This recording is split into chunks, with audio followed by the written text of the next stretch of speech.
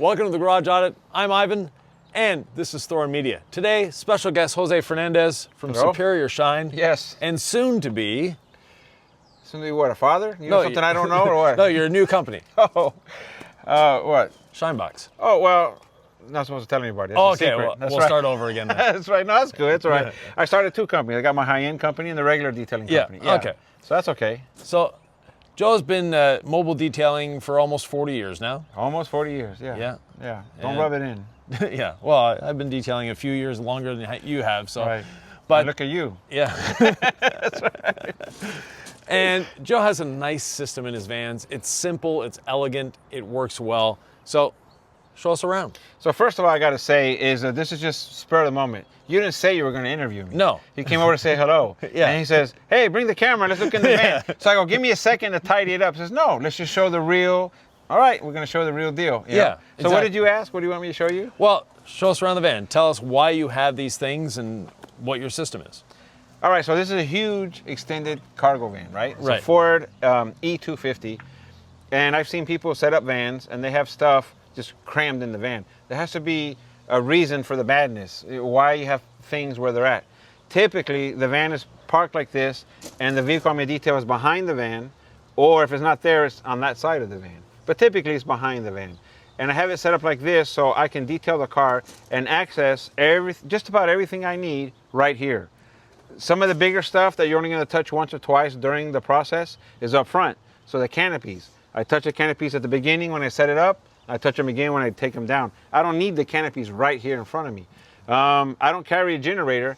My clientele has electricity, right? We're not detailing grass huts, right? Okay. So I don't need a generator. But if I did have a generator, it would be up front. I don't want it here. I don't want it here in the way and making noise. And if it were up there, I'd touch it once to turn it on, and I'd touch it again to turn it off. Right. The other things you're going to touch more often, I need here, right? Like I said, it's not set up because this is kind of a surprise to me. Yeah. But in these little bins right here would be towels, and they're all color-coded. And they're right here. Yeah, we got that. We're still working on that section. Yeah. These are brushes and a few things I have here.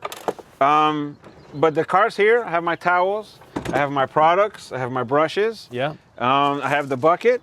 I have access to the water, the pressure washer, the soap. Everything is right here. Why Good. have it? I don't have it spread out all over the van. It's a system. Yeah. You know, when I'm here, I need everything here. If I go to the side, I need the stuff that you put on the side. Right. You know, and that's And it. your hose reels, they seem to be floating in midair. Floating in midair, yeah. This is a strut rod. Okay. Strut and a strut channel, strut rod, no, strut channel. Yeah. You get that at Home Depot. What you see there doesn't look pretty. This van is an older van that I bought to cut holes in it and to build this before I buy brand new vans and set up the way I want. So I don't want to buy a brand new van and cut holes in it. So I bought an old van and cut holes in it. And we set this up. It's very sturdy. It holds these up. Strut channel is super adjustable. It's very modular. You can add to it, take away from it, move things around. And like a lot of detailers are doing, we're keeping the hose reels up and out of the way. Yeah. No reason to have it. The vacuum is on a remote. So you pull it out and you just hit the remote when you need it. Down low, I have my equipment. I have, as you saw already, the towels on this side and the brushes and a few things. Yeah. And on this side, I have machines and pads, as you can see in there. Okay. It's kind of sloppy because this is, like I said, a surprise. And it's just functional. It's formed to be functional. Is that how they say Yes, that? yeah. Yeah, that's right. You know, and pretty comes second. The vans that we get built in this configuration, I'm pretty sure this is 90% how I'm going to do my new vans. Yes. They'll be spectacular. Everything will be painted and refined and that type of thing. Any questions? Anything else you got? Well, you know, I like the fact that you've got a place for your bucket. It's not floating around. It's right. easy to access. That's right. You've got how long are your reels? 50 feet? Yes, 50 feet. All the reels are 50 feet. Okay. Yeah. More and than then enough. it's buckets, because the dirty bucket, the wheel bucket's in the back. Okay. And the 2-bucket system is up front, right here. Good. And then you also have the water tank. That's what, 160 gallon? No, it's smaller. I think it's 100 gallons. Okay. Yeah, 100 gallons. And it's on top of the drawer system. Yeah. But you see this metal frame? You probably can't see it on camera, but there's a metal frame that this is connected to as well. It goes along the side of the drawer system like kind of a bed frame. Okay. And then it bolts to the floor.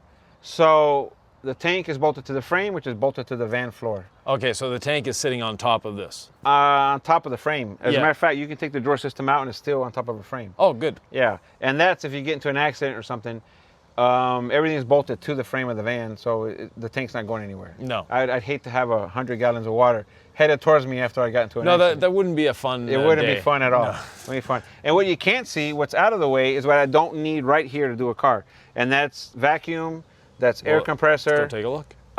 That's, okay, it's just dirty up front. Yeah. That's canopies. It's a working van. It's a working van. You know, this is a great money maker. Now, a lot of people complain about it takes a lot of money to get in business, and it really doesn't. Yeah. So this van was bought, it's a high mileage van, and it was bought at a tow yard, right? It was an impound. Okay. So I bought it, put a little bit of money into it, new brakes, new tires, tune up, and then stocked it. The tank I have in here, I bought 30 years ago off a classified ad. Okay. It doesn't. I mean, a tank never goes bad, right? It's just a plastic tank. Yeah. But you can find used things and stock the van and upgrade as you make money. So this entire van, to duplicate it, and it's all with seconds. 'Cause I got my regular van over there. It's all with backup stuff. Right. But if I were going to stock this van and do it used, it would probably, I could probably do it with the price of the van included, $6 grand, $8 grand. Okay. You know, so it doesn't take much. And then as you make the money, reinvest the money back into the business. Yeah. You know, and I'm doing this specifically under another name to try out different stuff. So if I get bad Yelp reviews, it doesn't mark my superior Yeah. shine. You know, that's what I tell people. Good plan. Yeah. Yes. So you've got 2 canopies. 2 10 by 15 canopies. Okay. So when they're together, you put a canopy like this. When they're together, you bring in a car this way, Yeah. and you have almost the same square foot as a 2-car garage. So why not get one giant 20 by 10 or where those are? Well, if I'm in an area where that doesn't fit, then I just put one up. Right. You know, so you put one canopy up. If I'm in an area where 2 fit, you turn it this way, put 2, and I Yeah. got more shaded area. I also have canopy walls. So if I'm in an area where I only put 1 and the sun is low, either coming up or setting, Yeah. I can put a canopy wall and block the shade on that side. Good. Yeah. Then I have a baby canopy, a little 10 Okay. by 10. Yeah. That goes over the back doors. On a very hot day, I like to have my chemicals and everything shielded. And when I'm standing in the back, grabbing towels and all, I like to have a little shade. Yeah. And that's nice. Good. Carpet extractor is just there for looks. Typically, I'm a high-end detailer, and nothing I detail needs carpet done. No. I use it once every year and a half or so. So it's a spare vacuum cleaner. Yeah, it's just, I guess, spare vacuum cleaner. Yeah. You know, the air compressor, I forget the size or horsepower. It's the California Air Tools, the 120C. Okay. That's how you say that, or 10,020C. That's how you say that. Yeah. And that would be the minimum I would go for air compressor. Yeah, it's and you about use a that- 20-gallon tank, so. Yeah, probably 20-gallon tank. No smaller than 10, I don't think. Yeah. You know, and use the air guns to blow out the interiors. It'd be the smallest I would go. I don't use that air to blow off a car if it's wet. If I did a wet wash on it, I use a leaf blower. Yeah. And I got it right here. Some cheap old no-name leaf blower. Yeah. I remember I bought one of these leaf blowers for $60. There's better ones and there's worse ones. And this one's for the price and for the power it had. And don't ask me what power it has. You know, stickers have since come off. Yeah. But it was a good one. We were going to do some RVs, and I was going to have a lot of guys helping. We needed more leaf blowers. I go back to Home Depot to buy another couple of leaf blowers, and they were gone. And my heart was broken because it's perfect for the price and for the power and for the weight. It was perfect. So on the way out with a new one, more expensive, I come to the end cap, and they're on clearance. And there were like 6 of them on clearance for like $10 each. So I bought all 6. Okay. So I got 2 in the other van or another van and 3 on the shelf, Yep. just waiting. So a leaf blower, Rack Attack is in here, which Yes. you made me buy 20 years ago. 20 years ago. Yeah, Rack Attack is in there. Yeah. I won't work without it. You know, you don't want to use it when you're cleaning the windshield. That's a bad thing, right? Yeah, no- Roll it around on the hood. Yeah, for a that's it. windshield, not But for good everything idea. else, I use it for. Good. And that's really about it. I have a cart. Yeah. When I do the ceramic coatings, I set up the cart. Everything I need is there. You have the paint cleaning product to clean the paint. You have towels. You have your ceramic coating. You have your sponges. And that cart follows me around as I do the car. Right. I don't do so any you're not walking. walking back and forth to the No van. walking around. Good. I guess that's it. And a ladder, of course, to... Ladder for the SUVs. A Yeah. 3-step ladder. The other ones are too tall. This one and some are too small. 3-step is perfect, and there's a full step. I want my foot on the complete step. I don't want a rung where my foot is just not supported on the back or the front. If you're polishing and you're standing there for 5 minutes, 10 minutes or whatever, you're gonna get uncomfortable really quick, just your foot on a rung of a ladder. You know, and a 10-foot ladder next to an an SUV is it's not practical. And then more than enough extension cords? More than enough extension cords. I don't have a generator. So if they say, you can use my power is way over there, not a problem. Yeah. As a matter of fact, if you want me to use your power, use your neighbor's power. Or the guy across the street's power. Yeah. We're good. So the extension cords there aren't so much so I could reach. In my van, I have a lot of doubles of stuff. So if an extension cord breaks, I have another extension cord. Good. I have 2 polishers. I don't always use 2 polishers. If one breaks, I got a second polisher. Good. Yeah, that's the way it is. I've learned the hard way why that's important. Yeah, having to run to Home or Harbor Freight to buy a polisher in the middle of a job is never a good idea. Never a good thing. Time is money. You don't want to waste any time. Yeah. What else do you want to know? Well, what things have you done to the van that you regret? Nothing. Okay. I don't regret anything. Well, how many vans have you had so far in your career? In my career, I've had 1, 2, 3, 4, and 5. Okay. 5 vans. Only 5 vans in all that time? Yeah, well, I keep things for a long time. I know, Yeah. There's companies that send me prototype stuff, and they'll come visit me and go, you still have that? That came out, 20 years ago. And I still use it, you know? Oh, so I take care of stuff. You've had the same car for 35 years, so I guess. Yes, the same Riviera for 35 years. Yeah, same wife too. Oh, same wife, even better. Yeah, exactly. Joe, you mentioned this van is for your new business where it's more regular services. Yes. But you do very high-end work normally. If you follow this man on Instagram and Facebook, you'll see that he's not a stranger to Ferraris, Lamborghinis, one-off cars going to Pebble Beach, etc. That's correct. And you do it all mobile. All 100% mobile. That's right. Yeah. And some people will freak out about polishing a car outside. It's something you do on a regular basis. Yes. Yeah. Yeah. You got to pay the mortgage. I got no choice. Yeah. I actually like it better. I've worked in shops before. I get contracted to work in shops. If a car's going to Pebble Beach, typically I'll be in a shop to do the hard polishing. I don't like to work in a shop. Mm-hmm. There's typically no windows. I like outdoors. And when I'm mobile, I meet new people, go to their house. If you meet somebody at their house, it's different than meeting them at your shop. Right. I love dogs. I get to meet their dog if they have a dog. I get to see if they have a motorcycle or a boat or other interests they have. You get to see that. My customers become friends of mine. Yes. They can offer you something cold to drink if they come to your shop. Yeah. So I just love being mobile. I love going to a different location all the time. Up in the mountains, out in the desert, near the beach. Mm-hmm. It's great. And sometimes it can be challenging. Sometimes I have to cancel. For obvious reasons, if it rains, you have to cancel. It never rains in Southern California. Well, that one day a year that it rains. Yeah, okay. I can't detail on that day, The bad thing about that, there could be a rumor that it's going to rain 6 months from now, and people still get leery about having their car detailed, Yeah. Windy days, we have some windy days here. It could be a beautiful day, but it's just too windy. It's not a good idea to detail out in the wind. Other than that, it's near perfect conditions to detail here. Put up a canopy, keep the car cool, keep me cool. Yeah. You drink water. If I were in a shop, you would maybe do a paint correction on the whole car, maybe wipe it down, maybe polish it. Mobile, not so much. Sometimes you can only do a paint correction on the hood only and wipe it down and move on to something else and do it in sections. Even ceramic coating, same way. You kind of do everything in small sections, baby bites. So you do ceramic coatings outside as well? I do ceramic coatings outside as well. Good. There's no reason why you can't. Lighting is funny. If you have the canopy up and the sun's to one side, the lighting's going to be different. Front and back, side to side, it's all going to be different. And I have lights that I have that help me look. Sometimes you got to take the car out and just turn it around and put it back. It could look perfect in one condition. It'll look totally different moved around, or the light changes. The light changing on its own is a factor. Yes. If I'm parked here and I got shade here, well, the sun is going like that, and shade's going to move, and you have a nice spot where you started. Now you have like hell on earth all of a sudden. You got. I'm a shade expert now. I know where the shade's going to be. Yeah. But all that's fun. All that's kind of a challenge. All of it's fun, and when you can demonstrate that in front of somebody, you can just show up on time, set up, get it handled, shade management. Yes. Electric, water, boom, boom, boom. take everything down, it's back how it was, with a beautiful car sitting there. That's great. That's great fun. It's great to show off and impress the customer and get paid. Yeah. Now, someone just starting out of the business, what's your best advice for them? Run. Become a dentist.